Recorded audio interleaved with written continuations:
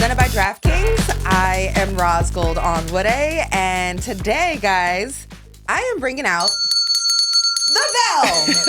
The bell is back, y'all, because I am here with the great Angel McCoughtry. What's up, Angel? How you doing? What's up, man? Oh, look at this bell, man.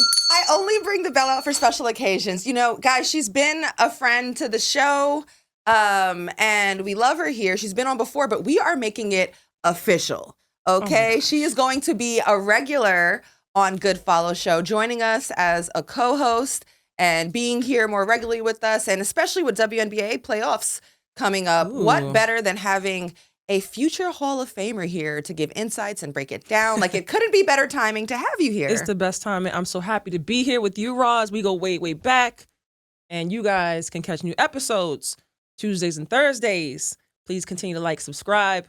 We love your comments, and thank you for having me here.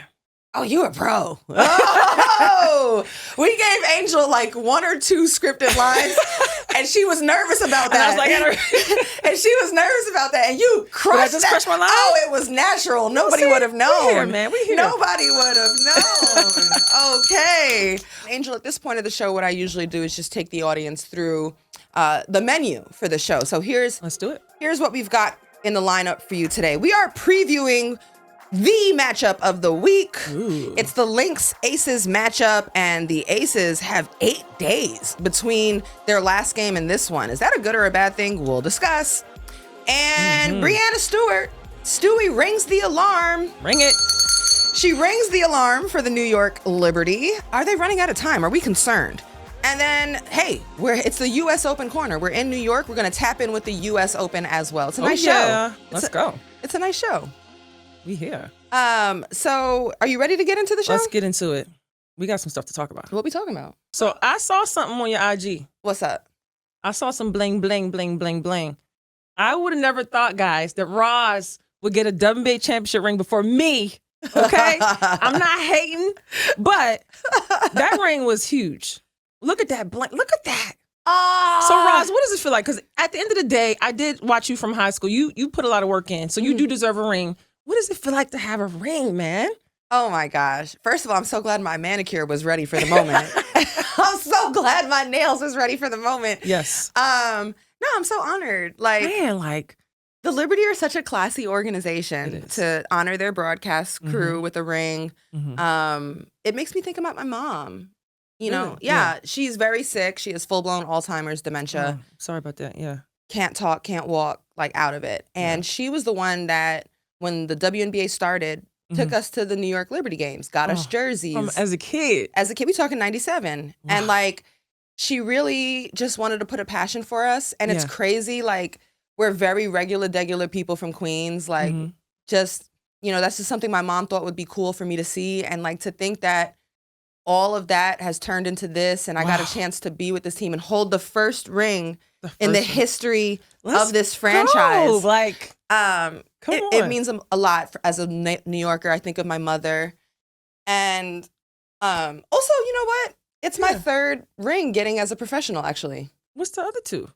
When I was sideline reporter with the Golden State Warriors. Wow. Okay, Roz got rings, y'all.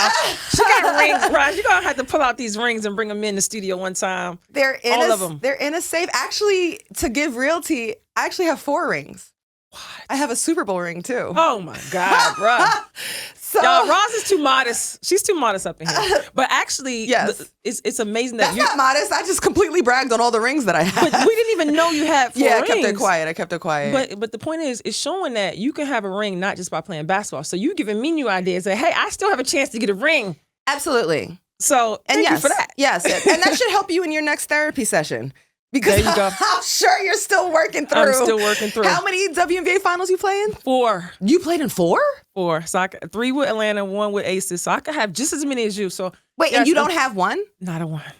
But damn, I can still get one. You show me I don't have to play basketball to get one. I can get one other way. So absolutely, we here. Yes, and that was the point of this conversation. That was, yeah. I love it. These people are going for a ring themselves. Yes. That Aces Lynx matchup. So Vegas is going. The Lynx are going to Vegas. They're going to play the Aces on Thursday. This Thursday. It's a big matchup. And both teams already secured a playoff spot. But this is going to be one to watch. And the reason why that I think it's interesting is between the last Aces game, which was their 12th straight win, so they are red hot. They are hot. And this game against the Lynx, they have 8 days in between it. Mind you, the Lynx in that same span have played 3 games. Oh, my God. So I think that's so interesting that they got this kind of break in the schedule before seeing the number 1 team in the league, as they are now the number 2 team in the league, riding a 12-game win streak. Is the 8-game win streak a good thing or a bad thing, Angel? First, let me say, I come into Aces. They came out of nowhere to be number 2. Did they not just come out of nowhere? How did they get to number 2? I don't even know. It just happened so quickly. Out of a cannon. But I commend them for that. 8 days, guys, is a long time. From my experience, I know that coach is going to give them 2 days off. It's the end of the season. You need to rest, clear your mind, get ready. But if I'm coach, when they come back, okay, I know you can't practice too hard, but y'all playing pickup. We playing games like it's a real game. I'm getting to practice, boys. 40 minutes on the clock, subbing in like a real game. I'm treating it like a real game, because if you don't do that, when you come back, your legs are going to feel like you're in mud. It's just something about that long time that you just feel sluggish and your timing is off. I don't know what it is about it. So, coach, you know what to do. So you actually think you'd be more concerned about rust versus the rest? Yes. You're not crazy about an 8-day break? No, it's 8 days, and the other team is playing 3. They're just going to have that oomph, that timing, that spark. I swear from my experience, that long of a time during the season, you gotta play. Yeah. You have to play. The rust will build up. You'll just get sluggish. It's just something about it. 3 days, you're sluggish. Okay. That's all it takes. Okay. And I appreciate that perspective, right? Because I'm on the other side of it. I'm like, what? What a luxury. Oh, my God. In a season like this, where you think about this condensed schedule, where there's been so many injuries pile up, you have players publicly criticizing the schedule and saying like they're tired, they're fatigued. And also within this, that also means there's very little time for practice. So there's slippage happening through this. And suddenly the Aces have 8 days. 8 days. And I know some of those might be given off or this and that, but to practice, not only to focus on beating the Lynx, like sure, yes, for sure. Right? For sure. But there's 4 games or so left to playoffs. This is a great period to get ready for playoffs. This is a great period, but you still need to be playing. You need that momentum going into playoffs. We don't have time for rust. You lose, you go home. But they get. You can have more than 8 days going home. A lot of teams are going to head into playoffs with whatever they got. I covered the Liberty. They barely have practiced. They are barely healthy. They're trying to get it together, and they're running out of games. That's true. So like for them, it's kind of like hopefully their veteran and their IQ and their versatility can help them put it together in real time. In real time. But you're looking at the Aces with 8 days to practice sets and tighten up on things they've been making mistakes on and all sorts of stuff. And also this schedule actually has made scenarios that work out really nicely for like Asia to step up, right? So they were on an 11-game winning streak, and then their last game was against the Atlanta Dream, the number 2 seed. And it was really a slugfest for the 2 spot. So not only did they win and slide into the 2 seed, Asia plays well, especially in winning time. Yes. And now the MVP case is going. Now look at their next game. Face up with the number 1 team in the league. Ooh. And it's a chance, I think. I'm a postseason award voter. Yeah. And this race I do think is tightening. And here's a nice head-to-head matchup of the 1 and 2 teams, the 2 favorites for MVP. I think it's a stage where, like, if Asia and the Aces get their 13th straight win and Asia has an outer-worldly dominant performance, it makes it hard. It makes it hard. And I haven't seen a team do something like that ever, I don't even think. 13-game winning streak and go from, what were they, like, number 6, 7? Or maybe lower than that. They were definitely outside the top 4. They were outside the top 4. And to get to number 2, like, especially the right timing, who meshes well right before the playoffs, that's when you know, like, they're coming. I would be scared to play the Aces right now. And it's 8 days. Yeah. You get your reward. You get your 2 days off. But be ready to come back and work. Now check this out. They also are, this is a litmus test in many ways. The last time that they saw the Lynx was when they got beat by 53 points to the Lynx. It was horrible. Yes. Becky Hammond was questioning their heart and their effort. And like everybody, I mean, all of us were just kind of like, okay, the Aces dynasty is done. And then from that loss to the Lynx, they have now won 12 straight. Oh. And now they see the Lynx again as the number 2 seed in the league and have a chance to face off and see what it is. I mean, there's so much drama to this game. And from being an older Lynx player that's not Lynx basketball, we don't lose by 50. You get what I'm saying? But knowing Asia, she ain't forget that game. That is the game that is marked. We have games that we mark on the board. Like, we want that game. Yes. I also think on the other side that Napheesa Collier and the Lynx have an opportunity to shut this whole conversation down, snap their win streak at 12, and Fee could come out and be brilliant, and we could just say, okay, as we all thought, Fee's the MVP. Yes. So. My only concern with that is Fee with injury. How is she feeling? She's feeling 100%? Is it still lingering? She looks good. She's been putting some good games together. Yeah. She has missed 10 games. But that is a matchup we will see. Ooh, let's move along. Let's move along. There's more to talk about. So much more. How about the New York Liberty? How about the Liberty? Is it time to be worried about them? This past weekend, the New York Liberty lost on the road to the Mercury by damn near 20. 17-point loss, 80-63. After the game, Breanna Stewart had this to say about their performance. It's not going to get us where we want to be. This is not championship level basketball at this point, and everybody needs to recognize and understand that. Bam! Boom. Stewie is ringing the alarm. With 4 games left in the regular season, is there enough time for the Liberty to mesh? I'm actually not worried about the Liberty. Honestly, if she didn't say that, I would be worried. That's what a leader's supposed to do. She's rallying her team. Get your mind right. The playoffs are coming. We know what it feels like. We've won a championship last year. We have a target on our back. Don't forget our identity and who we are. And that's what she's reminding her team right before the playoffs. If I'm playing the championship team from the year before, I want them. Yeah. I want them back. So you got to know you have a target on your back. Don't forget, guys. Remind yourself, you are still the champions as of today. Absolutely. But right now, you guys got to start playing like it and have the swag. Like, we're the champions today. Nobody else is the champions right now but you guys. Where's the swag at? Come on, New York. Where's the swag at? Come on. So I'm so glad you said that, because my first reaction was, damn, the Liberty have really missed Stewie. What I thought that was on-time leadership from her.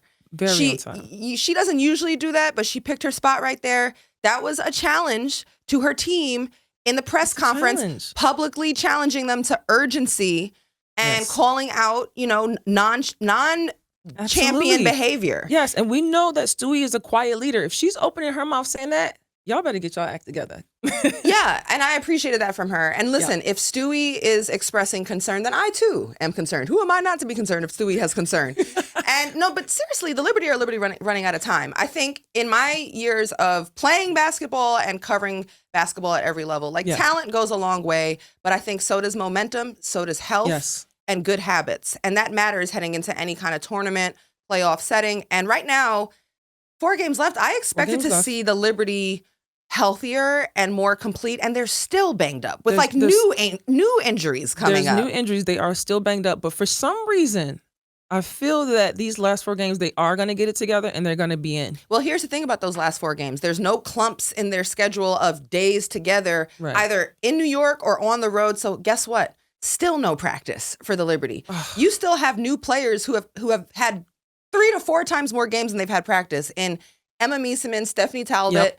You get a player back and one leaves. And so you can't even figure out rotations. Yeah, so that hurts a little bit because you can't get that momentum and figure out the rotations. But we're pros. You got to go out there and figure it out and find ways to win. That's what makes you great. You figure it out through all the mess. Every season's not perfect. And that's why Stewie said what she said. What we going to do? What we about to do, y'all? Yeah. And so I covered the Liberty, right? So they had a good win, a gutsy win against the Mystics where they had 8 players available and role players stepped up and you felt like, all right, cool. Then they go and play the Mercury. Yeah. And it was a big game. Everybody knew what was on the line. It was seeding on the line. It was tiebreaker implications on the line. And the Liberty put a flop out there. Yeah. And it was the whole season, especially this end part, there have been a lot of deflating bad losses. And even some of the wins have been not great. Not great. And actually, Stewie called this out. We didn't put that in the quote, but she called out that this has been going on a while. And so throughout this season, the Liberty have had effort and urgency issues throughout, where they've had slow starts, where they're playing from behind. Even their rebounding issues. The rebounding is abysmal, and so much of that is, are they willing to commit? It really just sounds like effort. And that's one thing, as a coach, as a player, we don't teach. We don't teach effort. That comes from right here, this heart. I got to teach that, and I'm a reigning champion. So have you guys got a little lax because you got the championship before? We don't do that. I want 5 rings if I can. That is the way you're supposed to think. But it seems like there's some relaxation, like, oh, we won the championship before, and oh, we're a little banged up. No, go get another one. Yep. Roz, I want you to get your second ring. Do it for Roz. Could you imagine? And, you know what I'm saying? Do for your organization. You have people that work so hard for you guys. We should never talk about effort. That's one thing we don't talk about.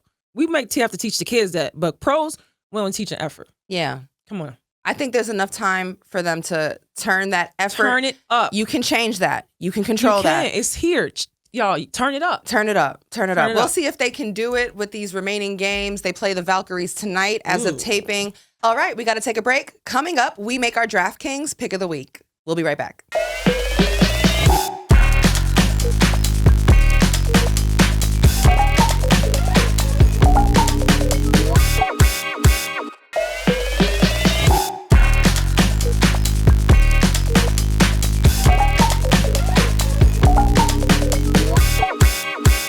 Welcome back to Good Follow, y'all. Good Follow is presented by DraftKings. DraftKings, the crown is yours.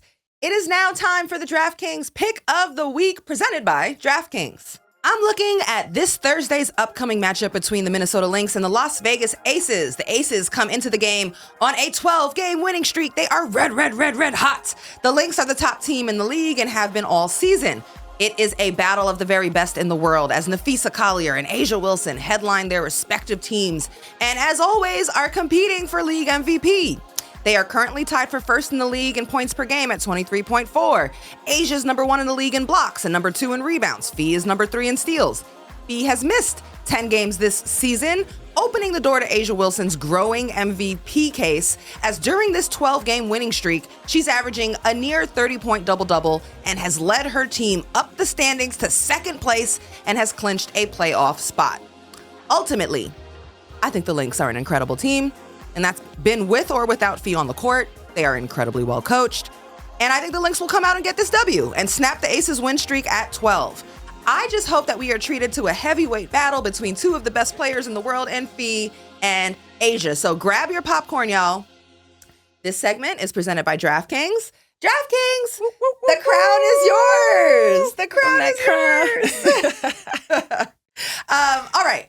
So we're almost out of time here, and we are in New York, where the U.S. Open is happening. I saw you went. How was that experience, by the way? Oh, my God. It is such a good time in Queens. Yeah. Just all the activations, the tennis, the honeydeuces. Yep. I put a little fit together. Ooh. I was giving tennis girly. Ooh. Okay. But the experience was just Arthur Ashe Stadium, right? Yeah, Arthur Ashe Stadium. I actually saw Taylor Townsend play. I saw Djokovic play. It was awesome. Really? But that mounted into a lot of energy around the U.S. Open. Probably the biggest match for many people just happened between Naomi Osaka. I was going to ask you about that. And Coco Gauff. Yeah. And so, look, Naomi won in 2 sets in dominant fashion and moves on to the quarterfinals. Her first quarterfinals in a Grand Slam since 2021. Right.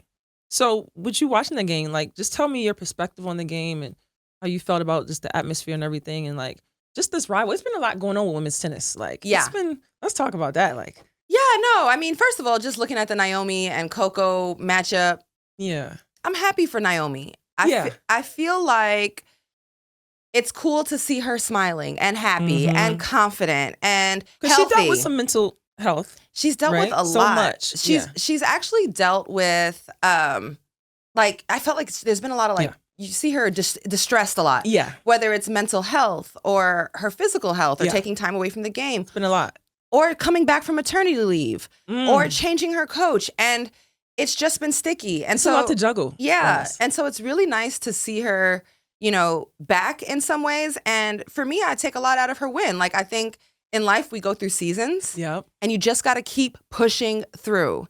And sometimes, you've got to let go of old versions of yourself in order to get through in this new breakout. Because in life, I say this all the time, I think there are multiple glow ups in a career and in a life. So Naomi won 4 Grand Slams between 2018 and 2021. She's not that same girl. Right. She's actually a very different woman. She's a different girl. She's had a baby. She's gone through a lot. Absolutely. And so for me, it was just motivational that you water the grass that's right here in front of you. you keep pushing, and the breakthrough comes. And so, like, I think that's something a lot of people could take away from that. Absolutely, you can take away from that. You just put one foot in front of the other and you just keep going. You just got to walk through the fire. And a lot of people see the fire and they get scared, but you have to walk through it to get to the other side of the promised land. Yes. And Naomi is a great example of that. Like, she's gone through so much. Take example of that story, guys, and see how she just kept going through all the adversity, being pregnant, mental health, just all the pressure. I mean, look at what she's doing. You can even see it in her expression of self, the laboo-boos and all of the different, like, she's out there being joyful. Yes. And we love to see it. I want to also shout out other players and tennis, stories that have come out. Yeah. How about that Taylor Townsend? So just to take you through all that happened, she's been an absolute force. Yeah. She upset number 25, Yelena Ostapenko, in the second round. They had a confrontation. After the match, we saw all of this. She told her she had no class, no education. There was finger wagging. And then later, so the recent update is Ostapenko took to social media to apologize. And this is the apology. Hi, all. I wanted to apologize for some of the things I said during the second round singles match. English is not my native language. So when I said education, I was speaking only about what I believe as tennis etiquette. That sounds like perfect English to me. Right. right. That sounds like better English than some people I know who speak English first language. I mean, I think you understand what you were saying.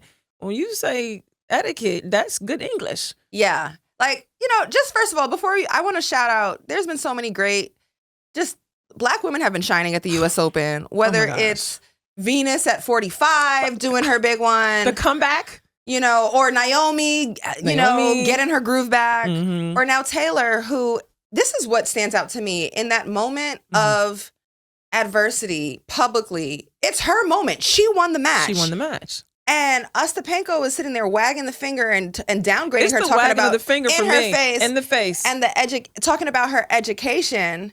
And like, in that moment, I'm so glad for the fan perspective, because it allowed us we could hear what she said. Absolutely. She said, "Great job, great play, thank you," and like hit her with the smile. There and so go. in real time, the amount of grace and discipline, I guess she was able to show, because it would have been easy to curse or be demonstrative and have them both looking crazy.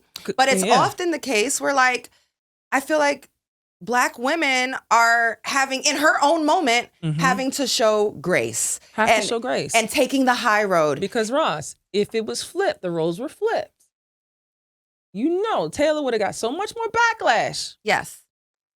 Than Yelena. Did I say her name correctly? Yelena. I feel like Yelena didn't get enough backlash.